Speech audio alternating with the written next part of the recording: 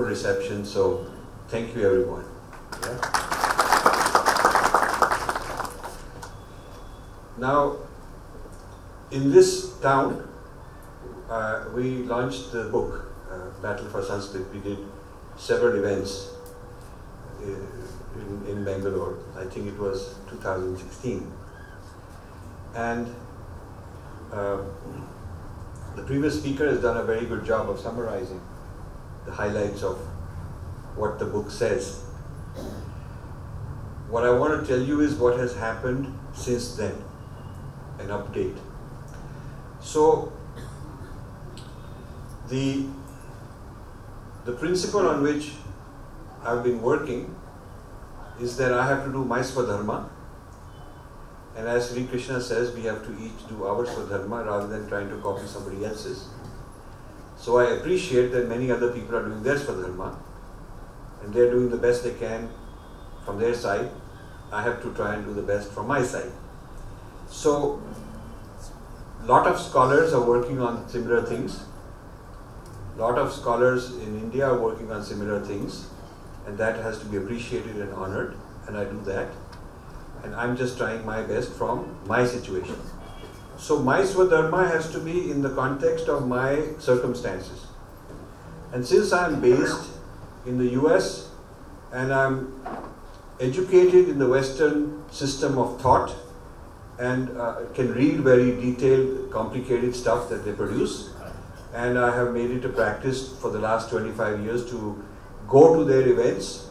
Often I'm the only one outside of their group, and it is my job to confront them, debate them, argue with them, challenge them, understand from them, learn from them, appreciate them, all of that.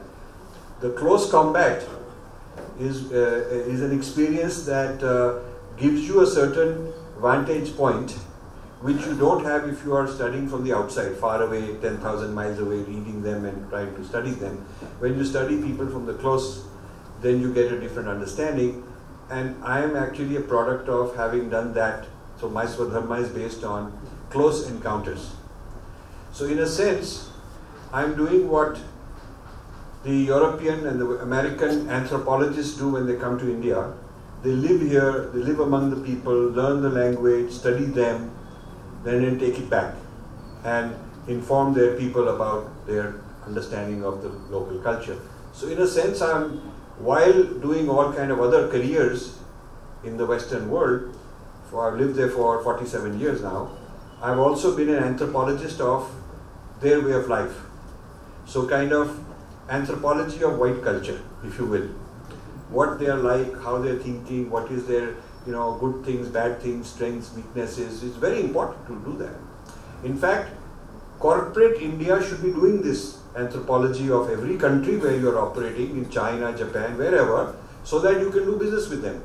I learned this idea by studying the history of the East India Company, that they invested so much in understanding the Indian people. They sent all these scholars, social scientists and whatnot to understand the Indian way of life, the Orientalists, the Sanskrit scholars, not because they've fallen necessarily in love, but they want to understand. Some of them liked, some of them hated, but it's important to understand the other side. So India has not invested in understanding the West in that same way. But the one non-Western culture, two non-Western cultures that have invested a lot, one is China. China has had a systematic study of Western thought for hundreds of years. Most Western thinkers, Hegel, all these guys onwards, have been translated into Mandarin within a few years after their work would come out. And it would be taught as a Purva Paksha to the Chinese thinkers. So they would study the other in order to respond to them so that they can be protected against those ideas. They can get the good ideas and digest them, and the dangerous ideas they know how to respond. So this kind of a trade in ideas requires vigilance, requires a systematic study of the other side.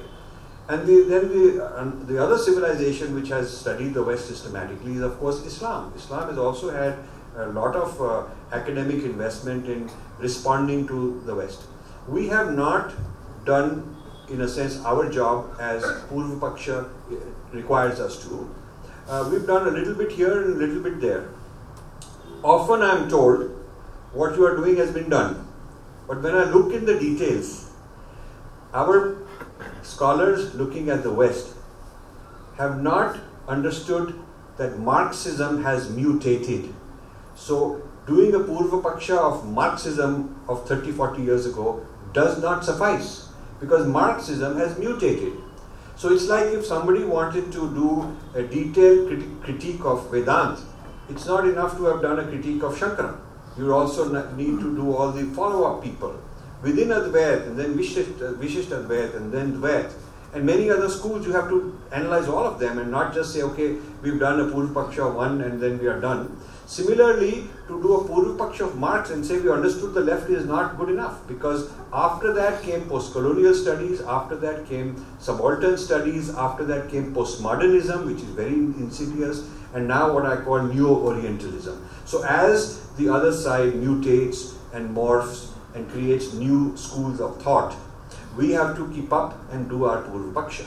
So I fully acknowledge and respect that many of our scholars have done similar things, but for me it is very important to keep this tradition updated, the tradition of Purva Paksha updated. And so I picked up my topic. And I pick up first the topic of Wendy Doniger 15-20 years ago, and these guys Michael Witzel and a whole group of about 30-40 of these scholars. When I started doing it, people here said, why are you doing it? Truth is one, truth is in my heart, truth will not be affected, and all that kind of argument, you see. So the truth is not being affected. Dharma cannot be affected. What is affected is the human consciousness and mentality that is studying the Dharma. It is the human being's understanding which can be distorted. The truth itself is what it is. So we are not combating, we are not bothered that truth will fall apart, because that is Sat, it can't fall apart. But human beings' understanding of the Sat can change, can alter, and can be distorted. So we are more concerned with the intellectual discourse. If this were not the case, then why would Adi Shankara go all his way to go and debate? He could also have said that truth is one and we can't be changed, and why would there be any Purva Paksha? No Purva Paksha would be needed. So you see, this is a bit of a laziness also, but I can't criticize, because sitting in India, you can only do so much. You have to have first person, first hand, direct experiences in live combat. In the military, those who had active combat duty are respected as people who really know what is going on in the Kurukshetra, and the fellow sitting in the VIP lounge and looking at it through some, maybe he's looking at some Twitter and chatting away, or looking at it through some video and all that, is not considered to have had the same embodied experience. So I am embodied experienced, having lived there, having had employees from that culture, partners from that culture, competitors from that culture, bosses, subordinates, all kinds of people succeeded in that culture. So I understand it very well, and made it a professional kind of a job of mine to study systematically the history, the philosophy, the political system, the social system. So I understand them in all those ways. Now, having said all that to you, I must say that when the book came out, we did a lot of launches, did very well. We had lots of reactions from various people, we responded to them. Then what we decided is that I have to turn this over to other scholars in India. So we started the Swadeshi Indology system, which means we take a topic and we do 1 or 2 conferences minimum. We get lots of scholars, it's an open call for papers.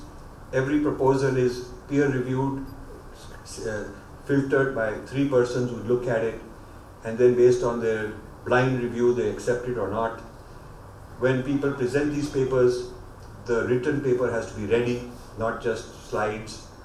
And then after the conference is over, we appointed Professor Kannan and Meera to be the editors, And I'm glad to say that out of the conference series, 2 conferences, based on the book Battle for Sanskrit, we are producing 8 volumes of papers written by our young scholars, 8 volumes, about 50 scholars.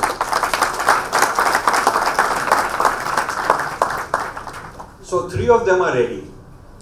And anyone who wants a set should contact Professor Kannan. We have a few complimentary sets to give away. We really want to spread this knowledge. So it doesn't look like there is one Rajeev Malhotra who's got a problem. Because if I'm dead tomorrow, this will not die because there are 50 scholars and 8 volumes that will continue moving forward.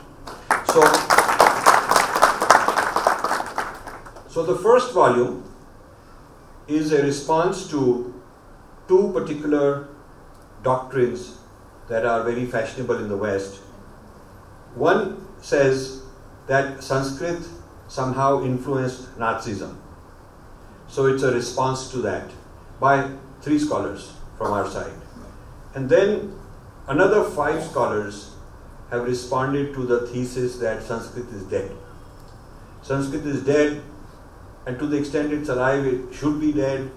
This kind of a attitude towards it. So this is one volume with these works. Then there is a whole thesis from this particular school of Indology in the West, which is very, very critical and very harsh about analyzing Shastra. According to this school, Shastra is incapable of creative thinking and fresh thinking because Shastra is stuck with the Vedas, and Vedas are permanent. So if Vedas are permanent, Shastra has to comply with the Vedas, so Shastra does not have any freedom, and Shastra cannot incorporate new experiences, and Shastra is not only fixed and fossilized, but it is abusive. It is built into the structure of Shastra to have human rights violations. So this is a very major thesis that has been developed, and this is a book which has seven of the best authors that responded to this thesis are in this second volume. And the third volume is a single author monograph where it is a response to the Western school of Neo-Orientalism has written several dozen serious papers and books on their interpretation of Ramayana. So you sometimes see some Ramayana distortion and some stereotyping and Hindu phobia, and you wonder where is it coming from. Well, there is a school which is actually producing this in a very serious way. This is a systematic rebuttal point by point of whatever that school of thought is doing. Now these 3 volumes are the product of the last few months. Volume 4 is in the pipeline, it's almost ready to print. Volume 5 and 6 should be ready by October. I'm back in India for another visit in October. So like this, we're going to have all 8 volumes ready. And then we're going to take these 8 volumes and my Battle for Sanskrit, all these 9, and we're going to have them available to every serious Sanskrit scholar in India, every library, every Sanskrit university, so everybody knows about this particular battle, so that we can get many of our Sanskrit scholars involved. And what we're planning on doing is have a delegation of our scholars visit all the Pitams, all the Matthas, starting with Karnataka and Tamil Nadu, because there's so many of them here, and give a half-day, 1-day seminar to tell them what we have discovered, what we have found, get them involved, because to really revive and reignite the tradition of Purva Paksha, of contemporary opponents, not who somebody wrote 1,000 years ago and we know the answer, but contemporary Purva Paksha, which is what our traditional people were doing, contemporary Purva Paksha. So to revive that, we need help. We cannot just do this on our own. So I've turned it from one-man mission to now we have a team of 50 scholars who are represented here, and now we want to take it beyond from 50 scholars to hundreds of people who are traditional scholars, and many of them are very interested in expressing their desire to join us. So we are taking this movement into a bigger scale, and so it has nothing to do, it is not anything personal, it's not my fight, now it is a fight of a whole civilization wanting to take back its own discourse. This is what we have achieved in the last 2 years since the book came out. So, So I don't want to repeat the basic issues which have already been discussed today concerning what the book says, but I will just give you a little summary. So the school of thought that we are doing, Purva Paksha, maintains that Sanskrit is best studied if it is secularized, if the sacred element is removed. So the Paramarthika side should be removed and the Vyavaharika side is what should be studied. And this argument is based on simply quoting an Italian philosopher called Vico several centuries back, and no argument is given as to why should we believe in Vico.